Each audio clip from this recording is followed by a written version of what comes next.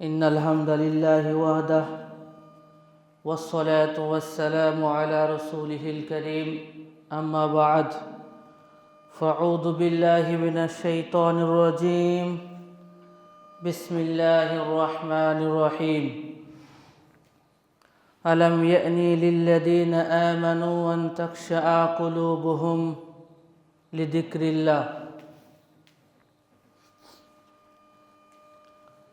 উপস্থিত আজকের মসজিদে আগত মুসাল্লিবৃন্দ, সমস্ত প্রশংসা একমাত্র সেই মহান আল্লাহ তাআলার দরবারে, যিনি আমাদেরকে আজকে সুস্থতায় মসজিদে আসার তৌফিক দান করেছেন। আমরা সকলেই আল্লাহ তাআলার প্রশংসা করি, বলি আলহামদুলিল্লাহ।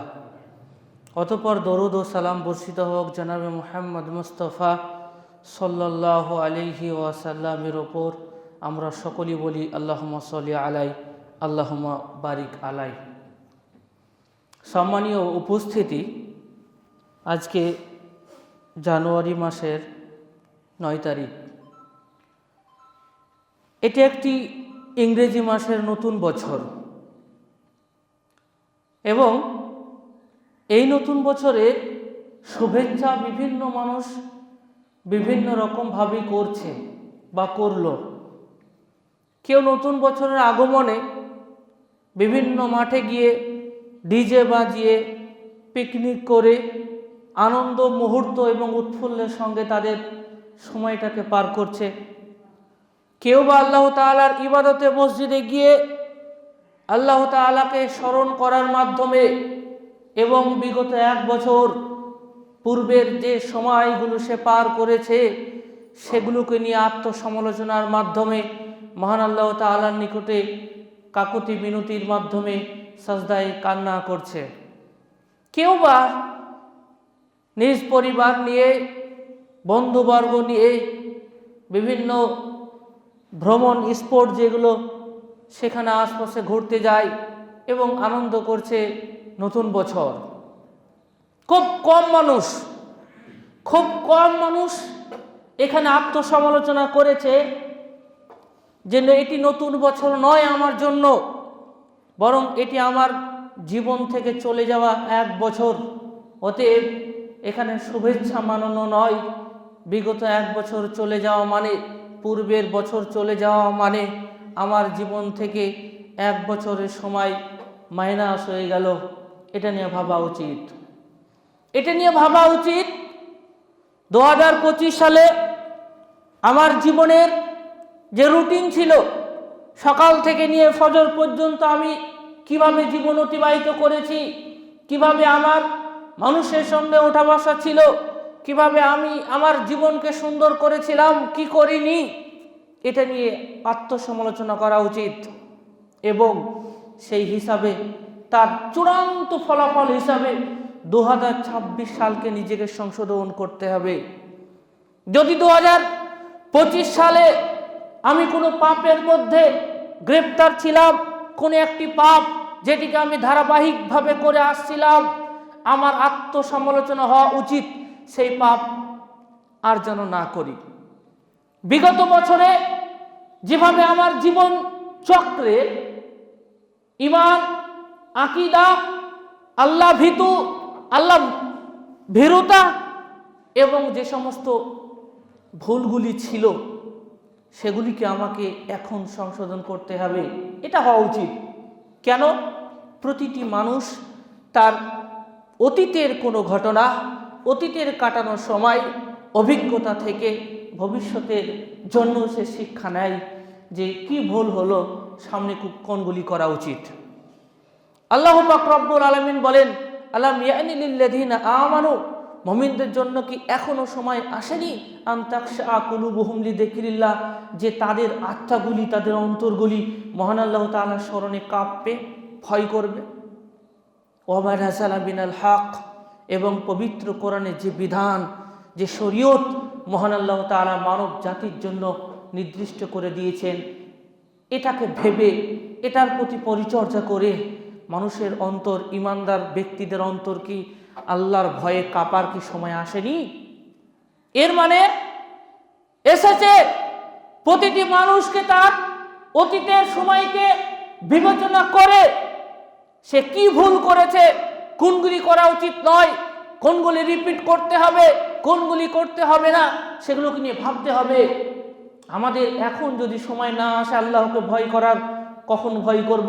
পৃথিবীতে বিভিন্ন প্রকৃতির মানুষ আপনারা দেখতে পাবেন, কেউ আল্লাহকে ভয় করে, কেউ কোনো মানুষকে ভয় করে, কেউ জিন বা ইত্যাদি জিনিসকে ভয় করে, কেউ বা অশুভ শক্তিকে ভয় করে। খুব কম মানুষই আছে যারা মহান আল্লাহ তাআলাকে একমাত্র ভয় করে। না, এটাও সংশোধন করতে হবে। আমলিগত জীবন, মুআমিলাত, মানুষের সঙ্গে যে সমস্ত কাজকর্মগুলি হয়, মুআমিলাত বিষয়গুলি এবং আমলগত যে সমস্ত বিষয়, সবগুলিতে আমাদের সংশোধন করতে হবে।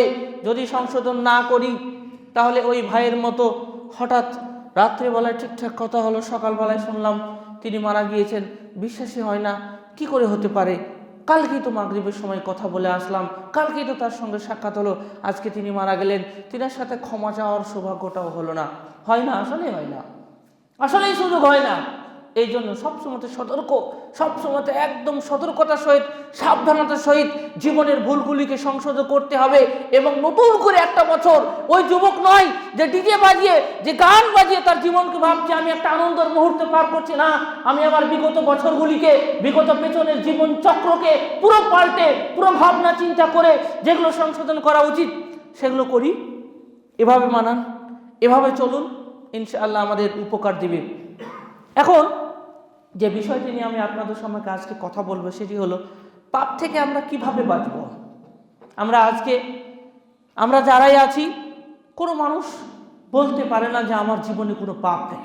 পাপ আছে, আপনার জীবনও পাপ আছে, আমার জীবনও পাপ আছে, কিন্তু কম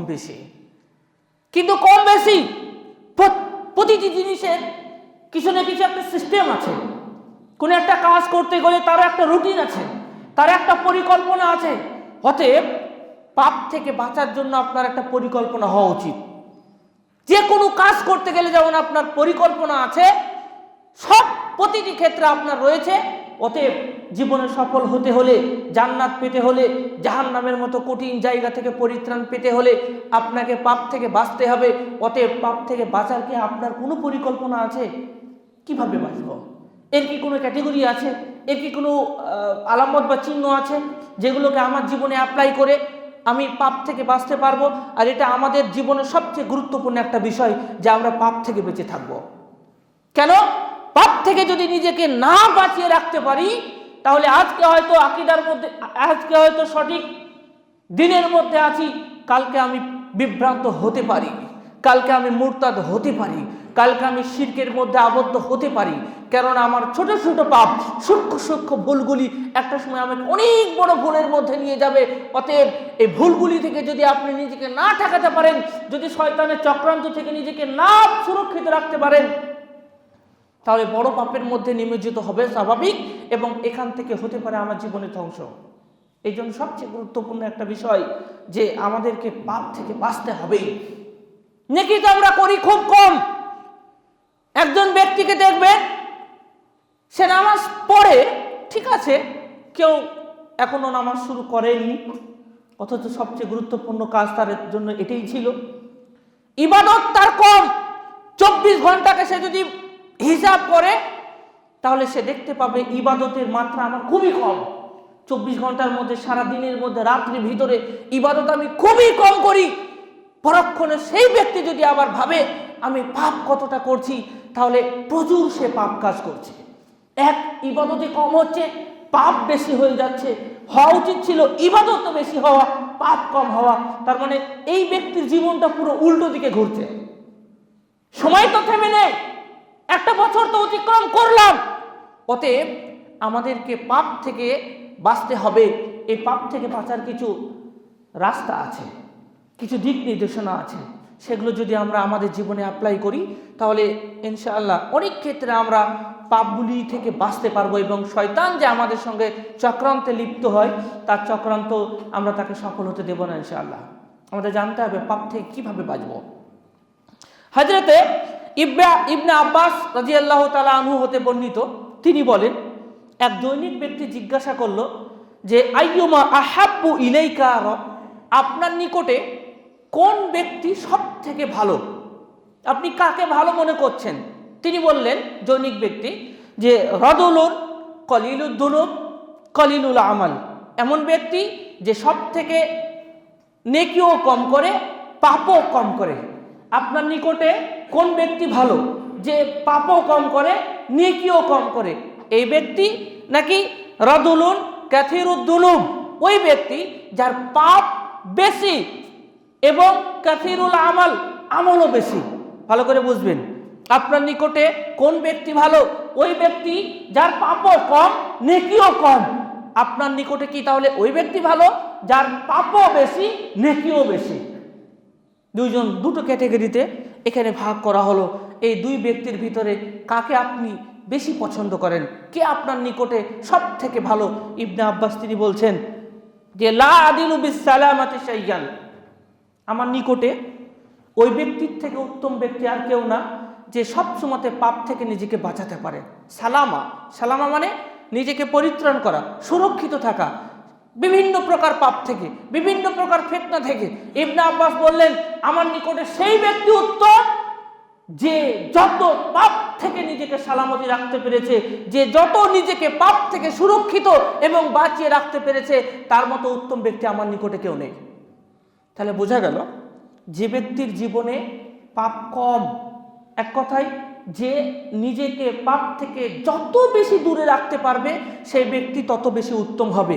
এবং তার ক্ষেত্রে ইবাদত, শরীয়তের প্রতিটি ক্ষেত্রকে মানাটা খুব সহজ হবে যদি আমাদের জীবনে পাপ সংখ্যা কম থাকে এবং পাপ থেকে যদি আমরা বাঁচতে পারি। কি করে বাঁচবো? এই জন্য হাসান বসরি রাহিমাহুল্লাহ তিনি একটি কথা বলেছেন, মা আবাদাল আবিদুন বিশাইইন আফদাল মিন তারকি মা নাহাহুমুল্লাহু আনহু। ওই ব্যক্তির নিকটে, আমার নিকটে ভালো ব্যক্তি আর কেউ না, আল্লাহ তাআলা যেগুলো নিষেধ করেছেন সেগুলো সে করে না। ওই ব্যক্তি সব থেকে আমার নিকটে আফজাল, আল্লাহ তাআলা যে বিষয়গুলি করতে বলেছেন সেগুলি করে, আর যেগুলি করতে নিষেধ করেছেন সেগুলি থেকে বেঁচে থাকে।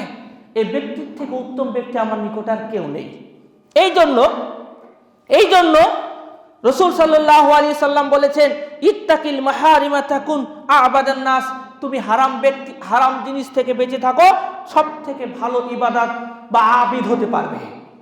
ইত্তাকিল মাহারিম, হারাম বস্তুগুলি থেকে নিজেকে বাঁচিয়ে রাখো, তাহলে তুমি সব থেকে বড় আবিদ হতে পারবে, সব থেকে আল্লাহ তাআলার নিকটে প্রিয় ব্যক্তি হতে পারবে।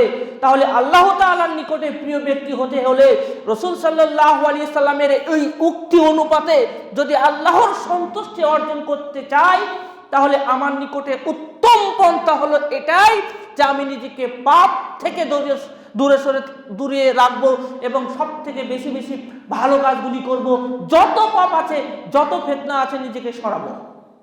তাহলে বোঝা গেল, ইবনে আব্বাস এর নিকটে ওই ব্যক্তি সব থেকে ভালো যে নিজেকে যত পাপ থেকে বাঁচিয়ে রাখতে পারে। ইমাম হাসান বসরি রাহিমাহুল্লাহ তিনি বলেন, ওই ব্যক্তি সব থেকে ভালো আবিদ যে যত পাপ থেকে নিজেকে সরিয়ে রাখতে পারে। রাসূল সাল্লাল্লাহু আলাইহি সাল্লাম বললেন, সেই ব্যক্তি ভালো আবিদ যে নিজেকে পাপ থেকে সরিয়ে রাখতে পারে। এখন প্রশ্ন, কিভাবে পাপ থেকে নিজেকে সরাবো, কিভাবে নিজেকে বাঁচাবো? প্রথম নম্বর পদ্ধতি বা আমরা ভেবে নিতে পারি যে পরিকল্পনা যে নিজেকে বাঁচানো, সেটি হলো ঈমানকে সুদৃঢ় করা। ঈমান নিয়ে বক্তব্য দিচ্ছি না, আপনারা এই বিষয় জানেন। ঈমানকে সুদৃঢ় করতে হবে। একমাত্র ভয়, যা কিছু করছি, যেগুলি করা হচ্ছে, যেগুলো করব, সব কিছু মহান আল্লাহ তাআলা জানেন। তিনি আমার রব, তিনার মোতাবিক আমার কাজ, আমার জীবন চক্র চলবে। সর্বক্ষেত্রে আল্লাহ তাআলাকে ভয় করতে হবে, ঈমান মজবুত করতে হবে। এই জন্য রাসূল সাল্লাল্লাহু আলাইহি ওয়াসাল্লাম বলেছেন যে যত তার ঈমানকে লালন পালন করতে পারবে, সে তত পাপ থেকে বেঁচে থাকতে পারবে। অতএব পাপ থেকে বাঁচতে হলে ইমানকে আগে লালন পালন করতে হবে। এই ইমানকে যে ব্যক্তি যত সুন্দর করে সাজাতে পারবে, যত সুন্দর করে লালন পালন করতে পারবে, সে ব্যক্তি তত পাপ কাজ থেকে বাঁচতে পারবে। ইমান ছাড়া পাপ থেকে বাঁচা খুব কঠিন। অতএব প্রথম পর্যায়ে আমাদের ইমানকে সুদৃঢ় করতে হবে। এই জন্য আল্লাহ পাক রব্বুল আলামিন বলেন, আলাম ইয়ানি লিল্লাযিনা আমানু আন তাখশা কুলুবুহুম লিযিকরিল্লাহ। মুমিন ব্যক্তিদের জন্য কি সময় আসেনি যে তারা আল্লাহ তাআলার জিক্রে, আল্লাহ তাআলার স্মরণে তাদের অন্তরটা কেঁপে উঠবে? এই সময় কি আসেনি? আর কিসের অপেক্ষা? চুলের শুভ্রতা আমাকে ইঙ্গিত দিচ্ছে আমার সময় শেষ, আমার শরীর আমাকে আর সাপোর্ট করে না। সময় বলছে তুমি এগিয়ে যাচ্ছ, মুহূর্ত বলছে আমি পিছিয়ে যাচ্ছি। সময় বলছে তুমি এগিয়ে যাচ্ছ, মুহূর্ত বলছে আমি পিছিয়ে যাচ্ছি। চোখের মাথার চুলের শুভ্রতা আমাকে ইঙ্গিত দিচ্ছে আমার সময় প্রায় সমাপ্ত হতে যাচ্ছে। এখন যদি আমার ইমানকে ভালো করে মজবুত না করি, এখনো যদি আল্লাহর ভয়ে আমি না কাঁপি, এখনো যদি আমার ভিতরে আল্লাহর ভয় ভীতি না সঞ্চার হয়, না সৃষ্টি হয়, তো কবে হবে? আর কখন হবে? ওই যে উক্তি, কোন উক্তি? যখন বৃদ্ধ হব, মাথার চুল টুল পাকবে, দাড়ি মুছ যখন সাদা হবে, তখন গিয়ে নামাজ পড়বো। এখন যুবক অনেক সময় আছে, পরে ইবাদত করে নেব। আর গ্রামের মানুষ এই কথা বলবে, আপনাকে দেখবেন আমরা মাঝে মধ্যে শুনি, ও চাচা আর কবে নামাজ ধরবে? চুল তো সাদা হয়ে গেল, মুছ দাড়ি তো সাদা হয়ে গেল। তার মানে কি এটা ইবাদতের সূচনা? এগুলো একটা ফালতু একটা কথা, এ কথার কোনো দাম নেই। এই সমস্ত কথাগুলি এসেছে আক্ষেপভাবে, এর মানে এটা নয়। ইবাদতের সূচনা তখনই হয়েছিল যখন থেকে আমার জ্ঞান হয়েছে।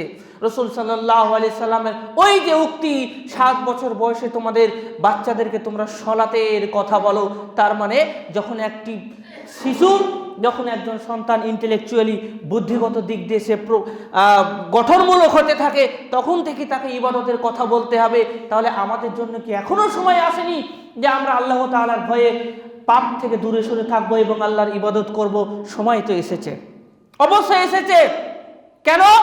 শুনুন, যদি আমরা আল্লাহ তাআলার ভয়ে ইমানকে যদি মজবুত করতে পারি, পাপ থেকে যদি বাঁচতে পারি, ইমান যদি সুদৃঢ় হয়, ওই যে সেই হাদিসটি রাসূল সাল্লাল্লাহু আলাইহি সাল্লাম বলেছেন, ইন্নাল্লাহা ইউদনিল মুমিনা, কিয়ামতের দিন আল্লাহ তাআলা মুমিনের নিকটবর্তী হয়ে ফায়াদাউ আলাইহি কানাফাহু, হাত রাখবেন, জিজ্ঞাসা করবেন, আতারিফু দাম্বা কাদা, তোমার কি মনে পড়ে ওই দিনের ওই পাপটি তুমি করেছিলে? আবার জিজ্ঞাসা করবে, আতারিফু দাম্বা কাদা, তোমার কি মনে পড়ে ওই দিনের ওই যে সেদিন তুমি গোপনভাবে পাপটা করেছিলে, কেউ তোমাকে দেখেনি, ঘরের ভিতরে তুমি পাপটি করেছিলে, মাঠের ভিতরে তুমি পাপটি করেছিলে, কেউ দেখেনি, তোমার কি মনে পড়ে? তখন সেই ব্যক্তি বলবে, নাম ইয়া রব্বি, জি আমার মনে পড়ে, হ্যাঁ আমি ওই দিন ওই পাপ কাজ করেছিলাম। আপনাদের বিশ্বাস হয়? আল্লাহ আপনাকে জিজ্ঞাসা যদি এটা করে, আর নিজের জীবনে যদি নিজের যদি জীবনে কত পাপ করেছি, এটা আমার পিতা না জানলে, এটা আমার স্ত্রী ওয়াইফ না জানলেও, গ্রামের মানুষ না জানলেও, সমাজ না জানলেও, আমি তো জানি আমি কোথায় পাপ করেছি। সকাল থেকে আজকে নামাজ পড়তে এসেছি, এই সময়ের মধ্যে আমি কতটা পাপ করেছি, কি করলাম, কয়টা নেকি করেছি, এটা কেউ না জানুক, আল্লাহ তো জানে এবং আমি জানি। এই দুইজন ব্যক্তি জানে কে কি করছে না করছে। আল্লাহ তাআলা সবাইকে জানে, আমি জানি আমার বিষয়টা আমি কি করছি না করছি। কিয়ামতের দিন মুমিন ব্যক্তিকে জিজ্ঞাসা করবে, আরে প্রদাম বা কাজা, ওই দিনের পাপ তোমার মনে পড়ে?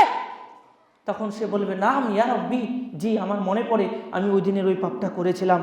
এইভাবে তাকে জিজ্ঞাসা করবে, করতে করতে হাত্তা ইদা কররাহু বিদুনুবিহিম, যখন আল্লাহ তাআলা তার সমস্ত পাপকে স্বীকৃতি দিয়ে নেবে, স্বীকার করিয়ে নেবে, ওই দিনের পাপ করেছিল, মনে পড়ে, জি করেছিলাম, সবই যখন জি জি জি জি উত্তর হচ্ছে, মুমিন ব্যক্তি কি মনে করবে, আমি তো গেলাম, সবই তো আজকে আমি পাপের জন্য ধরা পড়ে যাচ্ছি, এবার তো আজকে বিচার পাওয়া, পরিত্রাণ পাওয়াটা খুব কঠিন পরিস্থিতি। কিয়ামতের মুহূর্ত, একদিকে জান্নাত, অপরদিকে জাহান্নাম, এরপর আল্লাহ তাআলা আমার সমস্ত পাপগুলিকে স্বীকার করিয়ে নিয়েছে। ওই ব্যক্তি কি নিজেকে কি মনে করছে?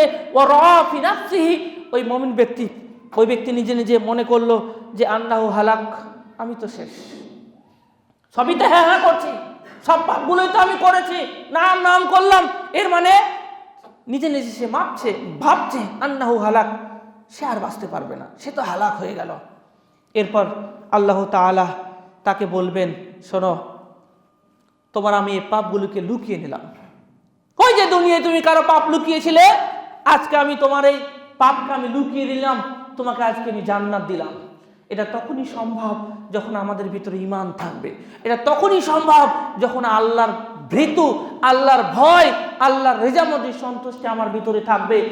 আমাদের জীবন চক্র এতটাই পরিবর্তন হয়েছে যে আমরা আল্লাহ তাআলাকে সন্তুষ্টি করার পরিবর্তে পৃথিবীর কোন মানুষকে আগে সন্তুষ্ট করতে হবে এর পেছনে লেগে আছি। আল্লাহকে সন্তুষ্ট করুন, ঈমানকে মজবুত করুন, ঈমানকে লালন পালন করুন, তাহলে দেখবেন কিয়ামতের দিন ইনশাআল্লাহ এর একটি ভালো উপকার আমরা পাবো। শুধু মণ্ডলী, সবসময় মনে রাখতে হবে আমরা আল্লাহর নজরদারিতে আছি। আজকাল আধুনিক যুগে এই হাদিস বুঝতে খুব একটা কঠিন মনে হবে না। কেন কঠিন মনে হবে না? মসজিদে সিসি ক্যামেরা লাগানো আছে, মসজিদে অনেক দামি দামি জিনিসপত্র আছে। আমি যদি এখানে চুরি করি, আমার চুরি করার সাহস হবে না। কেন হবে না?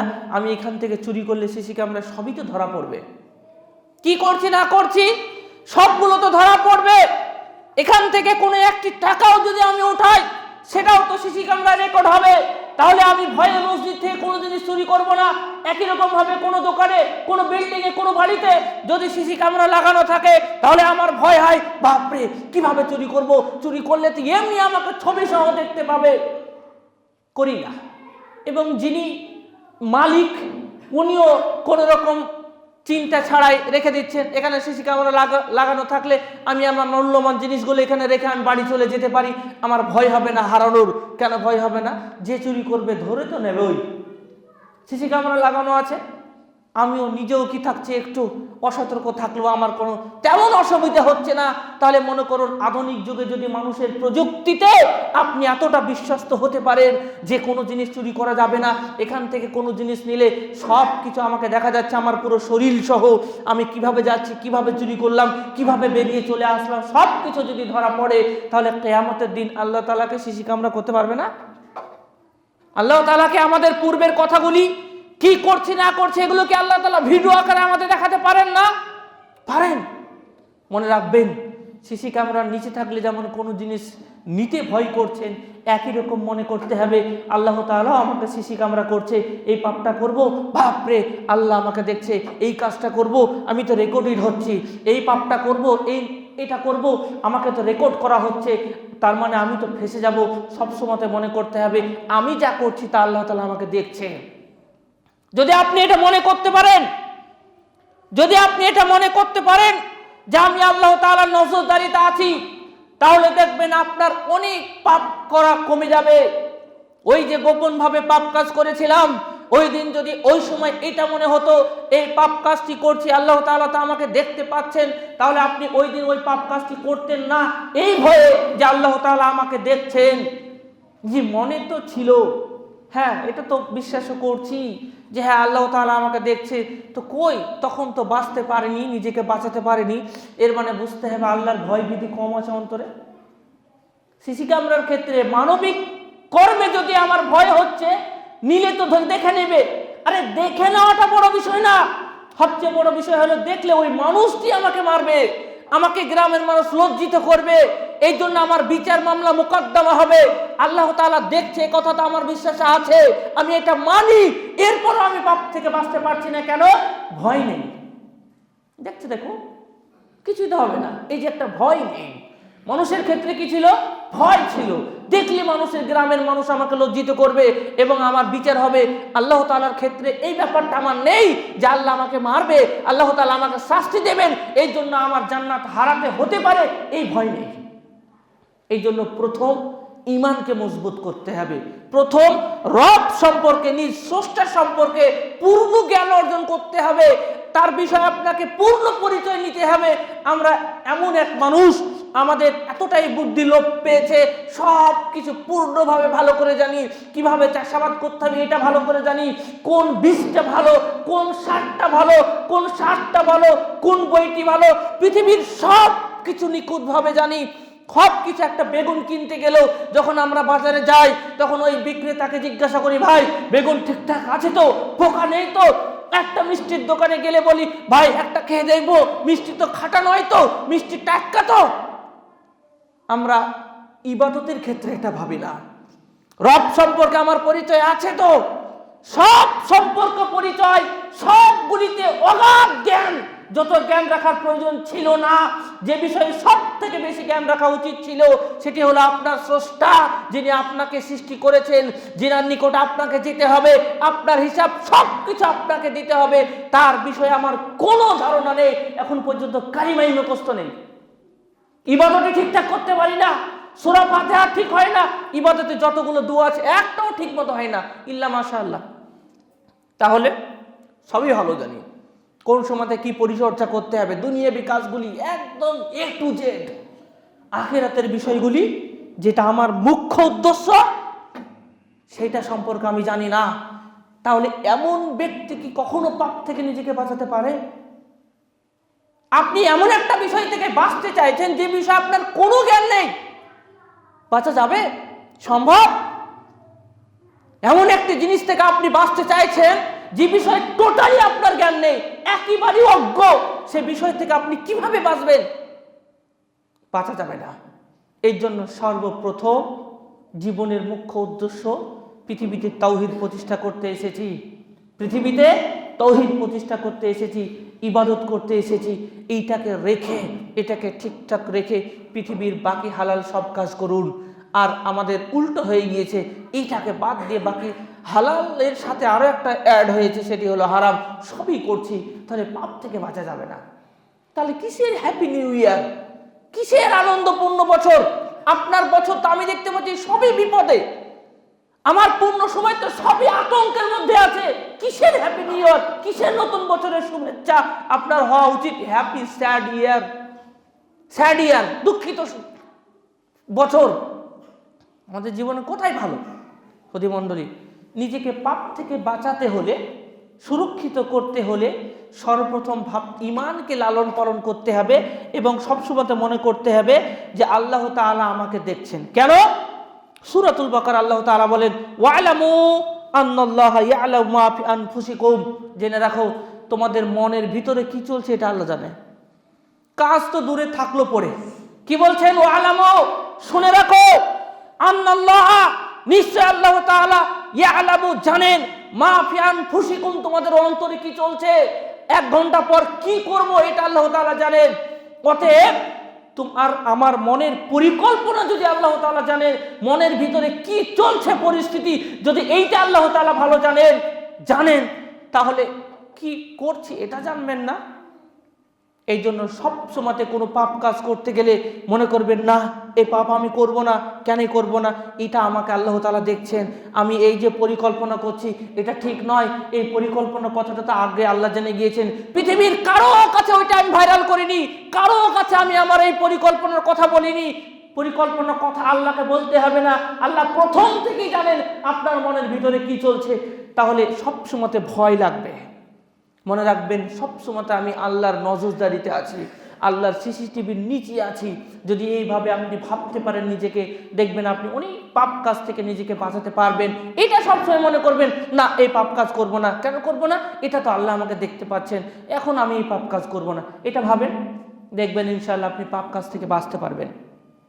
আল্লাহ তাআলা সব কিছুর উপরে পর্যবেক্ষক। সূরাতুল আহজাবের 52 নম্বর আয়াতে বলে, আল্লাহু আলা কুল্লি শাইইন রাকিবা, প্রতিটি ক্ষেত্রে আল্লাহ তাআলা পর্যবেক্ষক। কি করছেন?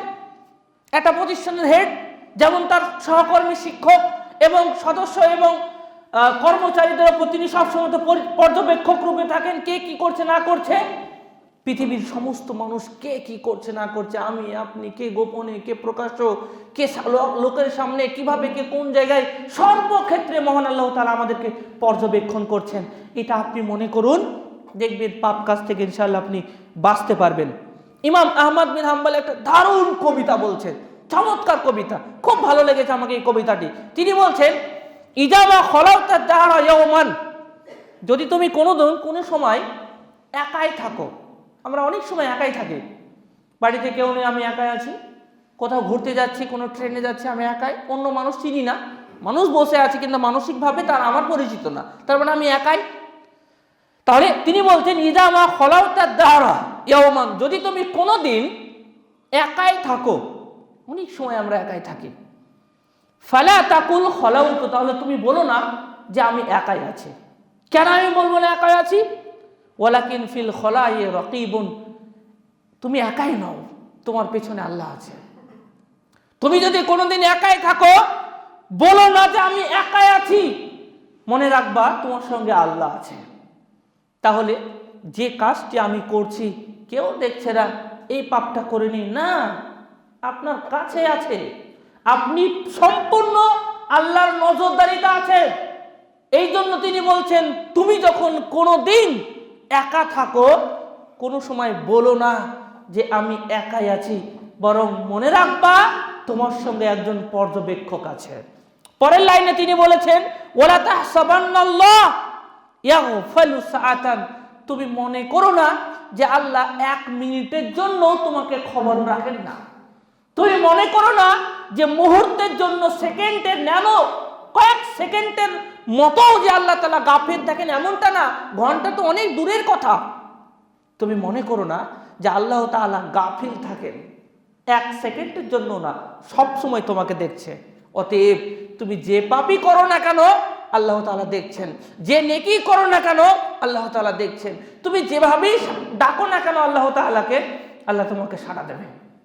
তাহলে সব সময় নিজেকে মনে করতে হবে যে আমি সিসি ক্যামেরার মধ্যে আছি, আল্লাহ তাআলা আমাকে দেখছেন, আমি একা নই, আমি একাই নেই কোনো জায়গাতে, আমি যেখানেই থাকি না কেন আল্লাহ তাআলা আমাকে পর্যবেক্ষণ করছেন, আল্লাহ আমাকে হিসাব নেবেন। অতএব আমাকে আমার পাপ থেকে যত সম্ভব নিজেকে বাঁচিয়ে রাখা। আল্লাহ তাআলা বলেছেন, কি বলেছেন? আমি তোমাদের রব, আমাকে ভয় করো। আর আমরা ভয় করতে এসেছি, পৃথিবীতে আল্লাহর ইবাদত করতে এসেছি। ওমা খলাকতুল জিন্না ওয়াল ইনসা ইল্লা লিয়াবুদুন, লিয়াবুদুনের জায়গাতে ইউহিদুন অর্থ করা হয়। ইবনে আব্বাসের মতে তিনি বলেছেন আমরা তাওহীদ প্রতিষ্ঠা করতে এসেছে। তার মানে ইবাদত আপনাকে করতেই হবে যে কোনো মূল্যে, মুখ্য উদ্দেশ্য সেটি। আর সেটিকে পূরণ করার জন্য আপনার অনেকগুলো পাপ, অনেকগুলো কর্ম, ফিতনা আপনার সামনে এসে দাঁড়া দিবে, আপনার সামনে এসে দেখতে পাওয়া যাবে শয়তান আপনাকে বিভিন্ন রকম ভাবে পরিকল্পনায়, চক্রান্তের মধ্যে ফেলার চেষ্টা করবে, আপনি যেন আপনার জীবনের মুখ্য উদ্দেশ্যে সফল হতে না পারেন। কিন্তু সফলতা আমাকে হতেই হবে, কারণ আমার সফলতা এখানেই আছে। অতএব আপনাকে আল্লাহকে বেশি বেশি ভয় করতে হবে। দ্বিতীয় কি? আত্মসমালোচনা করা। আত্মসমালোচনা কাকে বলা হয়? আত্মসমালোচনা এটা ভালো, যে ব্যক্তি যত বেশি আত্মসমালোচনা করবে তার জীবন ততটাই বেশি সুন্দর হবে। আত্মসমালোচনা কি জিনিস? আত্মসমালোচনা হলো ফজরের সময় ঘুম থেকে উঠে নামাজ পড়ার পর রাত্রিবেলায় যখন আবার ঘুমালাম, তখন মনে মনে আমি রিকল করছি ফজর থেকে নিয়ে এই পর্যন্ত আমি কি করলাম, কয়বার কয়েক নামাজ হলো, কতটা নেকি হলো, এই দিনটি যেমন কাটা উচিত ছিল তেমন কি কাটলো। এই রিকল করছেন পেছনের নিজের ভুলগুলি কোনটা হলো, না এটা ঠিক হয়নি, মানে নিজের হিসাব নিজে নেওয়া, সংক্ষেপে বলা হয় আত্মসমালোচনা।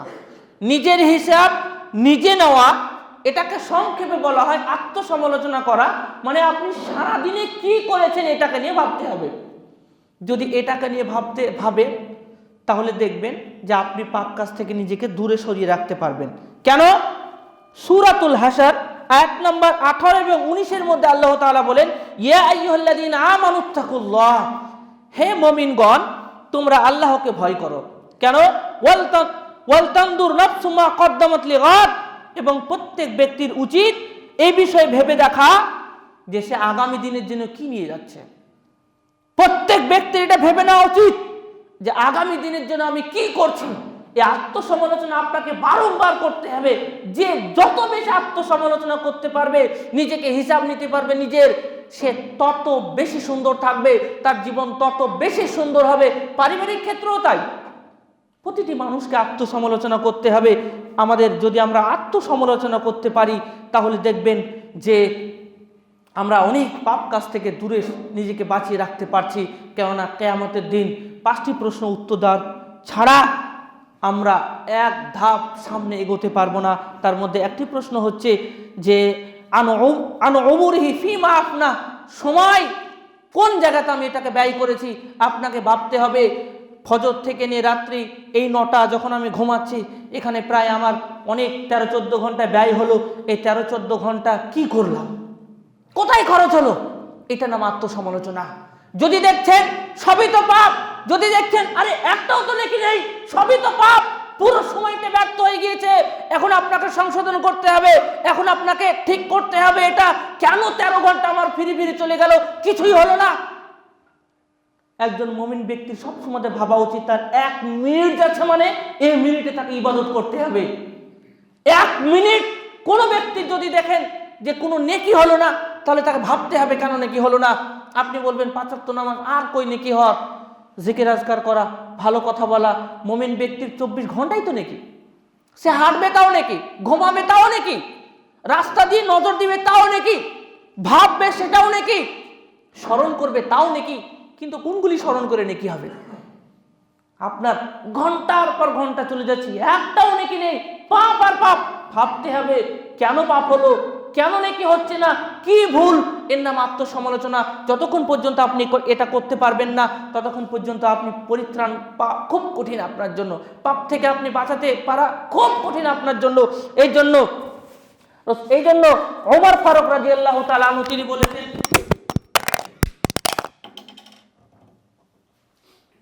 হাসিবু আনফুসাকুম ক্বাবলা আন তুহাসিবু, তোমার হিসাব না পূর্বে তুমি নিজেকে আগে হিসাব করো। নিজের যদি আগে করতে পারো, তাহলে তুমি নিজেকে পাপ থেকে ঠেকাতে পারবে। তাহলে কি বোঝা গেল? প্রথমে আত্মসমালোচনা করুন, নিজের হিসাব আগে নিজে নিন। আমাকে যদি বলা হয় যে বলো তুমি জান্নাত যাবে না জাহান্নাম যাবে, নিজের হিসাব করো, আল্লাহকে হিসাব করতে হবে না, হিসাব আমার আগেই হয়ে আছে, আমার হিসাব আমার হয়ে আছে আগেই, আমি নিজেই যথেষ্ট। আজকে আমার কি পরিণত হবে, কিয়ামতের দিন আল্লাহ তাআলার হিসাবের প্রয়োজন পড়বে না আমার, আমি নিজেই জানি আমার কি পরিস্থিতি হবে। মনে রাখবেন, যখন আমি কবরে শহীদ হব, যখন আমাকে কবরে শোয়ানো হবে, তখনই আমি বুঝে নিচ্ছি আমার কি পরিস্থিতি হবে। এই জন্য আপনাকে প্রস্তুত নিতে হবে।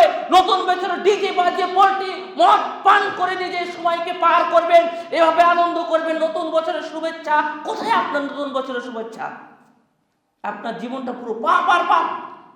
আপনার জীবনে আমি কোনো কল্যাণ দেখতে পাচ্ছি না। আপনি নতুন বছরের শুভেচ্ছা জানাচ্ছেন কিভাবে, কোন বুদ্ধিতে, কোন ভাবনায়?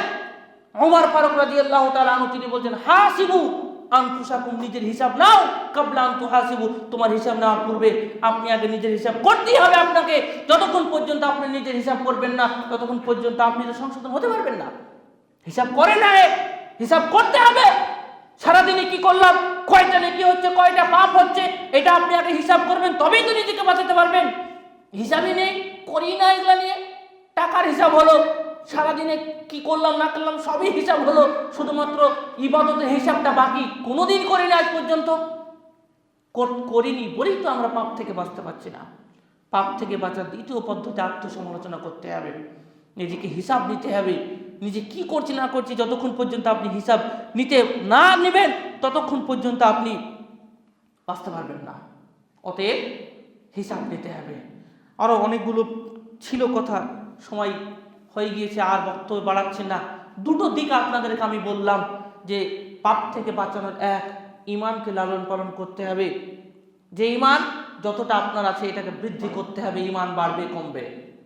আপনি যত বেশি ইবাদত করবেন তত বেশি আপনার ঈমান বাড়বে। পাপ করবেন, ঈমান আপনার কমবে।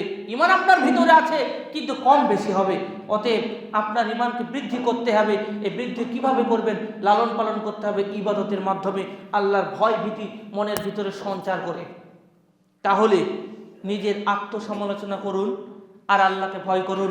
সব সময়তে ভাববেন, জোহর থেকে আসর পর্যন্ত পরিকল্পনা করবেন, এই 1.5 ঘন্টা 2 ঘন্টায় কয়টা পাপ হলো, কয়টা নেকি হলো। হিসাব করে যদি দেখেন যে কোনো পাপও নেই নেকিও নেই, তাও মোটামুটি ঠিকঠাক হলো। যদি হিসাবে এইটা আসে পাপ হয়ে গেল নেকি নেই, তাহলে বিপদ। হিসাব এইটা হওয়া উচিত, এইটা ফলাফল আসা উচিত, নেকি বেশি হলো পাপ কম হলো, তাহলে আল্লাহ তাআলার নিকটে আমরা সবচেয়ে প্রিয় ব্যক্তি হতে পারবো। তাহলে শয়তানের চক্রান্ত থেকে নিজেকে পরিত্রাণ বা নিজেকে সেফটি রাখতে পারবো। পরিশেষে আল্লাহ তাআলার কাছে দোয়া করি, হে আল্লাহ তুমি আমাদেরকে পাপ থেকে বাঁচার তৌফিক দান করো, আমিন। সর্বোপরি আল্লাহর কাছে আপনি দোয়া করবেন।